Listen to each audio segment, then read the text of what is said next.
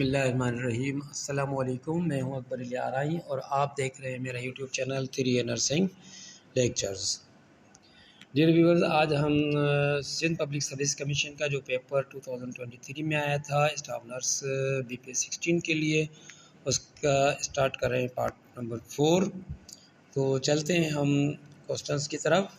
इसमें question number 30 है। इससे पहले 29 क्वेश्चन हमारे 3 जो वीडियो बनाई हैं उसमें मौजूद हैं और लिंक जो है मैं डिस्क्रिप्शन में दे दूंगा, उसमें से आप क्लिक करके प्रीवियस वीडियो देख सकते हैं। तो क्वेश्चन नंबर 30 है, which speciality nurses have role to enforce infection control practices. Infection control practices कौन सी नर्स जो है वो अप्लाई करती हैं या इन्फोर्स करती हैं। तो इसमें मेरे आंसर दिए गए हैं nurse epidemiologist, military nurse, aerospace nurse और टेली नर्स। तो चलते हैं इसके आंसर की तरफ। तो करेक्ट आंसर है नर्स एपिडेमियोलॉजिस्ट। ठीक है, इसके बारे में थोड़ा सा बताया गया है यहाँ पर, और इसके अलावा जो है मैं थोड़ा सा इसमें ऐड करूँगा मिलिट्री और एरोस्पेस और टेली नर्स के बारे में भी। तो यहाँ पर करेक्ट आंसर हमारा है नर्स एपिडेमियोलॉजिस्ट। अब इसके बारे में बताया गया है कि what does epidemiologist nurse do. तो examine patients and determine potential presence of infection, और इसी तरीके से monitor patient care to ensure infection is not transmitted throughout the population, कि कहीं वो इन्फेक्शन पॉपुलेशन में तो नहीं फैल गया, ये चीज़ें नोट करती है। ठीक है, और पेशेंट की कंडीशन और उसका तयन करती है पोटेंशियल प्रेजेंस का इन्फेक्शन की। स्पेस फ्लाइट नर्स के बारे में दिया गया है, तो उसमें concern with air evacuation, transport of critically ill and acutely injured patients in military and civilian settings। तो ये जो एरोस्पेस फ्लाइट नर्सिंग है, इसका जो ताल्लुक़ है वो एयर एवेक्यूशन से, यानी कि जहाज़ में अगर कोई इस तरह से ज़ख्मी है या कुछ लोग ऐसे हैं जो मुश्किल में मुब्तला हैं, इंजर्ड हैं, उन्हें निकालने के लिए जो नर्स काम करती है उसे हम एरोस्पेस नर्स कहते हैं। ठीक है जी। Specialised training is needed since the sites of evacuation, variable stability of the patients and limitation of transport care presents challenges. इन तमाम चीज़ों में चैलेंजेस होते हैं, उसके लिए एक जो ट्रेनिंग बहुत ज़रूरी है।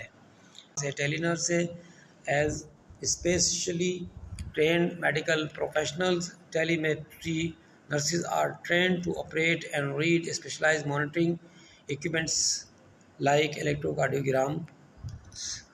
तो यहाँ पर पिक्स भी दी गई हैं। ठीक है, तो ये इन चीज़ों से, ये जो इंस्ट्रूमेंट्स हैं इनसे रिलेटेड होती है और इसमें स्पेशलाइज्ड होती है, तो इसी हम टेली नर्स का नाम देते हैं। ये थोड़ा थोड़ा मैंने इसलिए बताया है कि आपका थोड़ा थोड़ा कॉन्सेप्ट जो है इनके बारे में भी मालूम हो जाए एक्चुअल सवाल के अलावा भी। Question number 31, the local people's involvement in community activities is called. यानी जो मुकामी लोग होते हैं उनकी इन्वॉल्वमेंट कम्युनिटी एक्टिविटीज़ में कहलाती है, क्या कहलाती है? A cooption, B compliance, C consultation और डी कोऑपरेशन। तो इसका करेक्ट आंसर है कोऑपरेशन। ठीक है जी। Question number 32, on Maslow's hierarchy of needs the food, water, sleep and sex are examples of A safety needs, B self actualization needs, C social needs और D physiological needs। तो इसका correct answer है हमारे पास physiological needs, क्योंकि air hunger वगैरह ये जो है हमारी, और ये food, sleep, water, sex desire वगैरह ये हमारी आ जाती है फिजियोलॉजिकल नीड्स में। और यहाँ पे पिरामिड दिखाया गया है। ठीक है जी, ये मैस्लोस ने दिया था। तो इसमें देखें आप कि फिजियोलॉजिकल नीड जो है ये बेसिक है, उसके बाद जो है सेफ्टी सिक्योरिटी, फिर लव एंड बिलोंगिंगनेस, फिर स्टीम, सेल्फ स्टीम है इसमें, और आखिरी है सेल्फ एक्चुअलाइजेशन। और इसमें थोड़ा सा मैं आपको नॉलेज ये देता चलूँ कि फिजियोलॉजिकल नीड से लेके सेल्फ स्टीम तक ये डिपेंडेंट नीड्स हैं। ठीक है, और जैसे कि फिजियोलॉजिकल नीड है कि एक इंसान है जब दुनिया में आता है, ठीक है, तो ज़ाहिर है सबसे पहले वो भूख की वजह से रो रहा होता है, तो उसको कुछ खाने के लिए चाहिए। जब उसको खाने पीने के लिए कुछ मिल जाता है, चीज़ मिल जाती है, तो उसके बाद जो है उसको जो है चाहिए सेफ्टी सिक्योरिटी, यानी कि अगर उसके तन पे कपड़े नहीं है तो तन ढाँपने के लिए कपड़े और रहने के लिए घर चाहिए। तो उस इस चीज़ को हम कहते हैं सेफ्टी और सिक्योरिटी है इसके साथ लफ्ज़। तो ये सेकंड नीड ही आ जाती है। जब ये चीज़ें हमें अवेलेबल हो जाती हैं तो अब ज़ाहिर है अगर ये चीज़ें तो हैं लेकिन हमसे कोई बात करने वाला नहीं है, तो फिर हमें कोई बात करने वाला चाहिए। तो वो जो है हमारे पास लेवल बिलोंगिंगनेस या सोशलाइजेशन नीड्स आ जाती हैं। जब ये हमारी नीड पूरी होती हैं तो फिर हमारी जो है सेल्फ इस्टीम की नीड हमें आती है कि ये तमाम चीज़ें तो हैं लेकिन हमारे जो है अच्छी आसाइशें हों, हमारे पास नौकरी हो, खूबसूरत घर हो, ठीक है, बच्चे हों।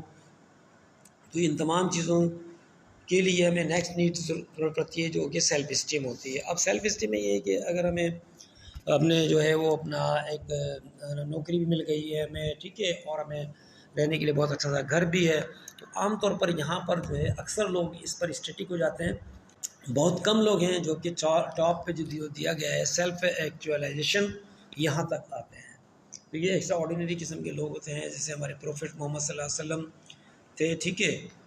और इसी तरीके से अगर हम माजी के ज़माने में देखें तो हमारे पास अब मौलाना अब्दुल सत्तार ईदी थे। इसी तरीके से जो वेलफेयर ऑर्गेनाइजेशन में काम करने वाले लोग हैं उनके अपने पास सब कुछ होता है, लेकिन वो फिर चाहते हैं कि कोई जो है ऐसा काम कर जाए जो यादगार रह जाए।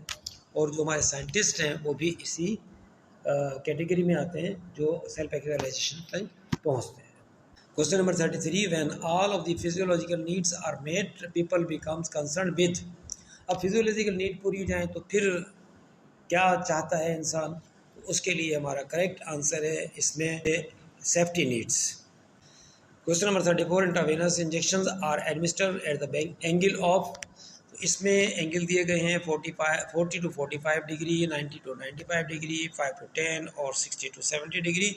तो इसका करेक्ट आंसर है इस जो दिया गया है इसमें उसके लिहाज से 40 to 45 है, लेकिन मोस्ट ऑफ द लिटरेचर जो है वो ये बताते हैं कि 15 से लेके 30 डिग्री तक होना चाहिए और एवरेज जो है 25 डिग्री जो है बहुत ज़्यादा लिटरेचर में ये दिया गया है। बहरहाल जो क्वेश्चन इसमें हमें ऑप्शन दिए गए थे उसके लिहाज से 40 to 45 जो है वो सूटेबल आंसर है। 35 MMR स्टैंड्स फॉर। अब इसमें डिफरेंट दिए गए हैं malaria, mumps, ricket, measle, mumps और रूबेला। तो इसका करेक्ट आंसर है हमारे पास D, measles, mumps, rubella. Individualing catheter used for, यानी जो कैथेटर जो इंसर्ट कर दिया जाता है वो क्यों किया जाता है, ठीक है। तो इसके लिए है कि मेरा ब्लड प्रेशर, ज़ाहिर है ये तो अजीब सी बात है कि ब्लड प्रेशर तो ज़ाहिर वो नहीं माप करेगा।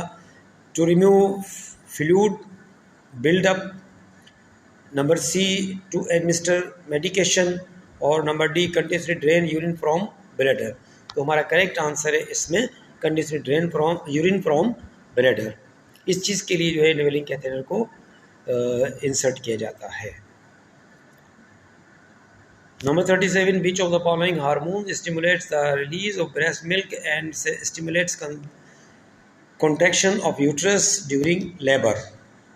इसमें हमें आंसर दिए गए हैं ए प्रोलैक्टिन, बी एंडोर्फिन, सी एनसेफेलिन और डी ऑक्सीटोसिन। तो इसका करेक्ट आंसर है oxytocin. Oxytocin is a natural hormone that stimulates uterine contraction, यानी यूट्रस की कॉन्ट्रैक्शन बढ़ाता है in child birth and lactation after child birth.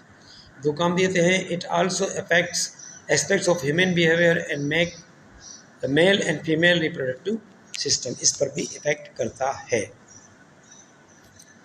Question number 38, the lower portion of the uterus where the vagina and uterus meet is called.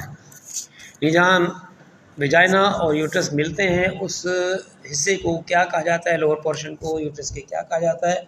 तो इसमें ए सर्वैक्स, B urethra, सी testis और D vas deferens. तो इसमें आप देखें तो टेस्टिस और ये तो वैसे ही डिपेंड यानी कि ताल्लुक़ रखते हैं मेल से, तो यूरिथ्रा मेल फीमेल दोनों में होता है, लेकिन यहाँ बात हो रही है वेजाइना और यूट्रस की, तो इसलिए इसका करेक्ट आंसर है सर्वैक्स, ठीक है।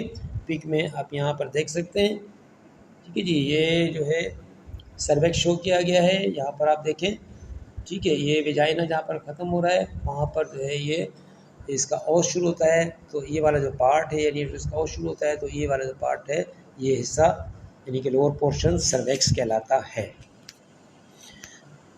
Question number 13, how many elements are of primary health care. अभी ये हमारे कैबिनेट नर्सिंग से क्वेश्चन दे दिया गया था एग्ज़ाम में कमीशन के, तो इसमें हमें आंसर दिए गए हैं A5, B8, C9 और D6।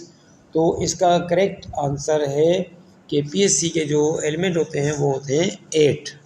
इसमें आपको एलिमेंट्स और पिलर जो है वो प्रिंसिपल जो है दोनों यहाँ पर दिखा दी गई हैं। ये पहली जो स्लाइड है, बल्कि इसमें देखें आप प्राइमरी हेल्थ केयर के जो नीचे लिखा हुआ है, तो इसमें 8 जो है एलिमेंट्स, 4 प्रिंसिपल्स और 10 एक्टिविटीज़ और 4 outcomes and basic requirements of PSC लिखा गया है। तो यहाँ पर नेमोनिक दिया गया है, एलिमेंट्स ही से नेमोनिक बन रहा है इसके एलिमेंट का।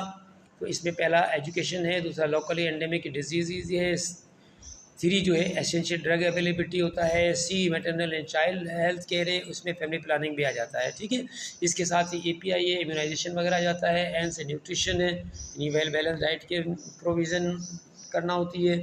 और इसके अलावा जो है वो नंबर C जो है ट्रीटमेंट की अवेलेबिलिटी हो, यानी कि एक्सेसिबिलिटी हो ट्रीटमेंट सेंटर की, और इसके अलावा है सेफ़ वाटर। तो ये तमाम के तमाम एलिमेंट्स है PHC के, ठीक है। और ये 8 एलिमेंट्स हैं। यहाँ पर ये दूसरी आपको स्लाइड भी दिखाई गई है, इसकी आप स्क्रीनशॉट लेके इनसे भी याद रख सकते हैं, ठीक है। और यहाँ पर जो है प्रिंसिपल ऑफ प्राइमरी केयर के लिए IS के नाम से एक नमूनिक दिया गया है। इसमें I से इंटर सेक्टोरल कोऑर्डिनेशन है, A से एप्रोप्रिएट टेक्नोलॉजी है, C से कम्युनिटी पार्टिसिपेशन है और E से इक्विटेबल डिस्ट्रीब्यूशन है। इस तरीके से ये सवाल तो खैर आपके दिया गया था एलिमेंट्स के लिए, लेकिन मैंने यहाँ पर जो प्रिंसिपल है उसका भी बता दिया गया है ताकि आपको जो ये फर्दर इंफॉर्मेशन मिल जाए, ये नॉलेज अवेलेबल हो। क्वेश्चन नंबर 40 है, which of the following disease is transmitted due to drinking contaminated water. तो इसमें जो है आंसर दिए गए हैं A salmonella typhoid, B dengue fever, C tuberculosis और D जो है पर्ट्यूसिस। तो इसका जो है करेक्ट आंसर है सल्मोनेला टाइफाइड या टाइफाइड फीवर जो है उसे कहते हैं, कंटामिनेटेड वाटर की वजह से होता है। जबकि डेंगू फीवर जो है वो मॉस्किटो की वजह से होता है, ठीक। और इसी तरीके पर्ट्यूसिस जो है वूपिंग कफ है, इसके लिए जो माइक्रोऑर्गेनिज्म है वो है बोटिला पर्ट्यूसिस बैक्टीरिया, ठीक है जी। तो ये थे 10 क्वेश्चंस और हमारा पार्ट नंबर 4 था, ठीक है जी। इंशाल्लाह नेक्स्ट जो क्वेश्चन है वो आपकी नेक्स्ट आने वाली वीडियो यानी कि पार्ट 5 में होंगे और वो हमारी लास्ट वीडियो होगी। ये जो 2023 का जो पेपर था सिंध पब्लिक सर्विस कमीशन का, ठीक है जी। तो अगर आपने चैनल अभी तक सब्सक्राइब नहीं किया है तो चैनल को लाइक शेयर और सब्सक्राइब कर लें ताकि आने वाली मेरी ये वीडियो आपको मिलती रहें। और अपने कमेंट जो है कमेंट सेक्शन में ज़रूर दें ताकि हमें हौसला अफजाई हो और हमें जो है अगर कोई हमारी खामी है, कोई कमी रह गई है वीडियो में, तो वो नेक्स्ट हम कमी को दूर कर सकें। तो मिलते हैं नेक्स्ट वीडियो में, उस वक्त तक के लिए अल्लाह हाफ़िज़।